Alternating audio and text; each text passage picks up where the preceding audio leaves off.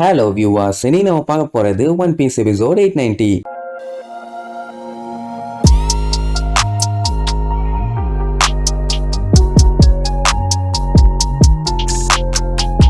Open பண்ணா நம்ம white பியர்டோட சின்ன வயசை காட்டுறாங்க. அதுக்குன்னு ரொம்ப ரொம்ப சின்ன பையனை எதிர்பார்க்காதீங்க, ஒரு யங்கான பையன் வச்சுங்க. ஆனா அவனுக்கு சின்ன வயசுல இருந்தே ஒரு ஆசைமா. ஆனா என்னன்னு சொல்லல. அப்படியே கட் பண்ணா நியூ வேர்ல்டுல இருக்க ஒரு தீவு ஒண்ணு காட்டுறாங்க. அங்க பாத்தீங்கன்னா ஒரு 2 கார்டியன்ஸ் போய் செக் பண்ணி பாப்பாங்க. பார்த்தா சிட்டியே தரமட்டமாயி கர்ண கொடூரமா இருக்குது. இந்த சிட்டியை சுத்தி பார்க்கும் போதே நல்லா தெரியுது ஏதோ ஒரு வீணா போன பையன் ராபரி கூட்டம் வந்து சூறையாடிட்டு போயிருக்கானுங்கன்னு. மொத்தத்துல இவங்களுக்கு என்ன நடந்துச்சு ஏது நடந்துச்சுன்னு ஒன்னும் தெரியல. அதே நேரம் அந்த மிங் ட்ரைபோட கார்டியன்ஸ் எல்லாத்தையும் காட்டுறாங்க. அதுல இருக்க அந்த பிளாக் பேக்கும் ரோடியும் அவங்களோட மாஸ்டர் கேட் வைப்பரை பத்தி பயங்கரமா புகழ்ந்து தள்ளுவானுங்க. நேவிகேஷன் பார்த்து வரதுல மனுஷன் வேற லெவல் ஆளுன்னு. கிங் ஆஃப் த பைரட் கூட இருந்தவர் இல்ல, அந்த அளவுக்கு ஸ்கில் இருக்கத்தானே செய்யும். இவனு ஆக்சுவலா அவங்களோட மாஸ்டருக்காண்டி தான் வெயிட் பண்ணிட்டு இருக்காங்க. ஏன்னா அவங்க தலைவர் வைப்பர் மார்க்கோவை கூப்பிடுறதுக்காண்டி போயிருக்காரு. ஞாபகம் இருக்குதா? லேண்ட் ஆஃப் ஆனோக்கு போய் சண்டை போறதுக்கு ஆளுங்க வேணும், அதுக்காண்டி தான் அவனை பார்க்க வந்திருக்காங்க. அவன் மட்டும் வந்து சேர்ந்துட்டான்னா டெஃபினட்டா இவங்க வேற லெவல்ல மாஸ் காட்டிடுவாங்க. ஆனா அதுக்கு அவன் வரணும். அதுக்காக தான் இந்த ஐலாண்டுக்கே வந்திருக்காங்க. மார்க்கோவை பத்தி தனியா சொல்லணும்னு அவசியம் இல்ல, பட் இருந்தாலும் சொல்றேன். அவன் ஒயிட் பியர்டோட ஃபர்ஸ்ட் டிவிஷன் கமாண்டர். ரொம்ப ரொம்ப ஸ்ட்ராங்கான ஆளு. மக்கள்லாம் அவனை மார்க்கோ த ஃபீனிக்ஸ் தான் கூப்பிடுவாங்க. அவன் இவங்க மாஸ்டரோட ஃப்ரெண்டுங்கிறதையே ரோடியால நம்பவே முடியல. இப்படி ரோடி அவனை பத்தி பயங்கரமா பில்டப் பண்ண உடனே அப்படின்னா நான் அவனை பார்க்க போறேன்னு சொல்லிட்டு பிளாக் பேக் கிளம்புவான். பட் இவங்க மாஸ்டர் கேட் வைப்பர் அவனுங்களை இங்கேயே பேசாம வெயிட் பண்ண சொல்லியிருப்பாரு. இவனை ஏதாச்சும் வந்து கோக்குமாக்கு வேலை பண்ணிட்டானுங்கன்னா அதனாலேயே ரோடி உன் மூஞ்ச பார்த்தா அவன் பயந்துருவான்டா, அதனால போகாதன்னு சொல்லி அவனை அப்படியே அமுக்குவான். ஏன்டா என் மூஞ்ச பார்த்தா வாடா பயப்படுவான்னு குழந்தை மாதிரி கேட்பானா? அடா அது இல்லடா மங்கி மண்டையா. இப்போ மார்க்கோ இருக்கிற வில்லேஜ் ரொம்ப ரொம்ப பீஸ்ஃபுல்லான வில்லேஜ். அந்த வில்லேஜ் எங்க இருக்குன்னா இங்க விழுந்துகிட்டு இருக்க வாட்டர் ஃபால்ஸுக்கு அந்த பக்கம் இருக்க ஒரு கேவ்ல. இங்க இருக்கவங்க எல்லாம் ரொம்ப ரொம்ப சாதுவான ஆளுங்க. இவங்கள மாதிரி முரட்ட ஆளுங்க போனா பயந்துட மாட்டாங்களா என்ன? உடனே பிளாக் பேக் அப்படின்னா நம்ம மாஸ்டர் கேட் வைப்பர் என்னை விட கர்ண கொடூரமா இருப்பாரு, அவரை பார்த்தா பயப்பட மாட்டானான்னு கேட்பான். அடே அமாவாசை, உன்னை பார்த்தா இருட்டே பயப்படும், ஆனா அவரு சிரிச்சா கியூட்டா இருப்பாரா, நீ அதை பத்தி எல்லாம் கவலைப்படாதுன்னு சொல்லிட்டு அவனுக்கு அங்கேயே உட்காந்துக்குவானுங்க. அப்படியே கட் பண்ணி அந்த பீஸ்ஃபுல்லான வில்லேஜை காட்டுறாங்க. எல்லா இடமும் பச்சை பசேல்னு சூப்பரா இருக்குது. பாத்தீங்கன்னா அங்கதான் மார்க்கோவும் இருக்கான். கிட்டத்தட்ட அந்த வில்லேஜோட டாக்டர் போல. இவன் என்னன்னா டமாங்கிற ஒரு சிங்கத்துக்கெல்லாம் வைத்தியம் பார்த்துட்டு இருப்பான். ஆக்சுவலா அவனோட ஃப்ளேமை யூஸ் பண்ணி ரீஸ்டோரேஷன் பண்ண முடியும். அதுக்காண்டி கம்ப்ளீட்டால எந்த காயத்தையும் சரி பண்ண முடியாது, ஏதோ ஒரு அளவுக்கு. ஆனா சீக்கிரமா சரியாயிரும். நாளையில இருந்து பழைய மாதிரி குதிச்சு குதிச்சு விளையாடலான உடனே அந்த டமாவுக்கும் செம ஹாப்பி. இப்ப அவன் நாளையில இருந்து தானே குதிக்க சொன்னான். ஆனா அது சும்மா இல்லாம இப்பவே கண்டமேனிக்கு குதிச்சுட்டு இருக்கும். அவன் எவ்வளவோ சொல்லி பாப்பான் குதிக்காத குதிக்காதன்னு, கேட்கற மாதிரி இல்லையே. சரி ஒன்னும் ஆகலைன்னா சந்தோஷம் தான், நல்லபடியா போயிட்டு வாங்கன்னு அனுப்பி வச்சிருவான். மார்க்கோ பாத்தீங்கன்னா ஒயிட் பியர்டோட ஃபர்ஸ்ட் டிவிஷன் கமாண்டரா இருக்கும் போதே அவன் ஷிப்போட டாக்டராகவும் இருந்தான். இப்ப அதே வேலையை தான் இந்த கிராமத்திலையும் பண்றான். இதுக்கு முன்னாடி இருந்த மார்க்கோ பத்தி தான் நமக்கு நல்லா தெரியுமே.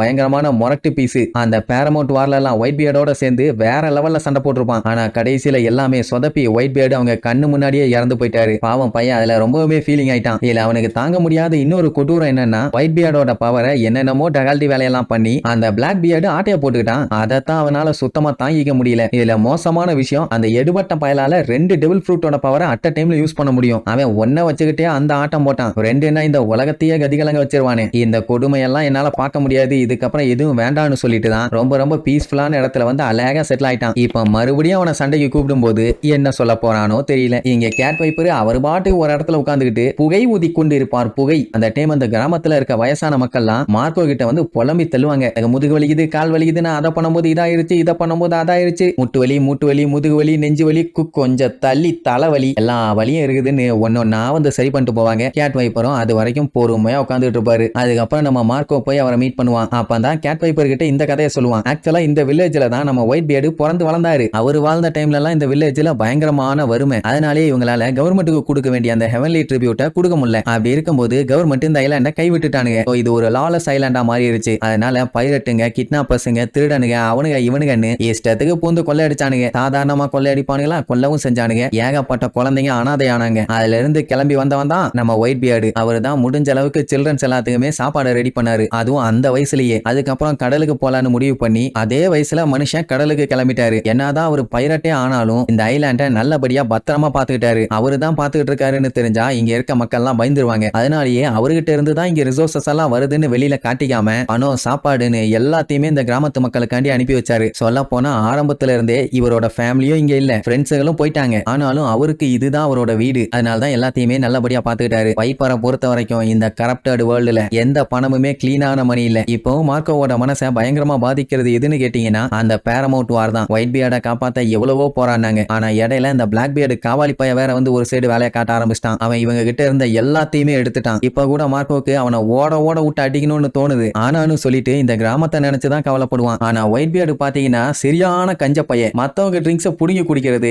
யாருக்குமே ட்ரிங்க்ஸே வாங்கி தரது இல்ல. இப்படி கஞ்சப்பாயலா இருந்து அந்த காசு ட்ரெஷர் எல்லாத்தையுமே அவரோட வில்லேஜுக்கு தான் அனுப்பி இருக்காரு. இது இவங்க எல்லாத்துக்குமே நல்லாவே தெரியும். அப்படின்னா ஒயிட் பியர்டு விட்டுட்டு போன கடைசி மொமெண்டோ இந்த வில்லேஜ் தான். நல்ல வேளை கடைசியா அவர் இறந்தப்போ நம்ம ஷாங்க்ஸ் இந்த வில்லேஜ்லயே ஏசியா அவரையும் கொண்டு வந்து புதைச்சிட்டான். அப்புறம் இன்னொரு மேட்ரு, வீவில்னு ஒருத்தன் ஒயிட் பியர்டோட பயாலஜிக்கல் சன்னு சொல்லிட்டு திரியறானாமா. அப்படி சொல்லிட்டு தெரிஞ்சா கூட பரவாயில்லையே, ஒயிட் பியர்டுக்கு சம்பந்தப்பட்ட ஆளுங்க எல்லாத்தையுமே அட்டாக் பண்ணிட்டு இருக்கான். அதான் அண்டாவை முழுங்கின குண்டா மாதிரி ஒருத்தனை காமிச்சாங்களே அவன் தான். இவ்வளவு நாள் அவன் டேடியை தேடி வரல, ஆனா இறந்ததுக்கு அப்புறம் உலகத்திலேயே ஸ்ட்ராங்கான ஒயிட் பியர்டோட பையன் தாட்டா நீ, ஆறு அவரை மாதிரியே இருக்கிறேன்னு இந்த டகால்டி மம்மி அவனை உசுப்பேத்தி விட்டுருக்கான். இதெல்லாம் உண்மையானு கேட்டா அவனுக்கே தெரியல. ஆனா அவரோட ட்ரெஷரை தேடி கண்டிப்பா அவங்க வருவாங்க. அப்படி இருக்கும்போது கண்டிப்பா அவனோட டார்கெட் மார்க்கோவா இருக்க கூட வாய்ப்பு இருக்குது. அதனால மார்க்கோவால இந்த வில்லேஜை விட்டுட்டு எல்லாம் வர முடியாது. அந்த வீவில் பயலோட அம்மா பக்கின் ஒரு பயங்கரமான மோசமான பைரட்டு. ஒரு 30-40 வருஷத்துக்கு முன்னாடி ஒயிட் பியர்டோட டிராவல் பண்ணி இருக்கான். ஒயிட் பியர்டுக்குன்னு இருக்கிற கடைசி மொமெண்டோ இதுதான். அதை ப்ரொடெக்ட் பண்ண வேண்டிய கடமை ஒண்ணு இவனுக்கு பாக்கி இருக்குது.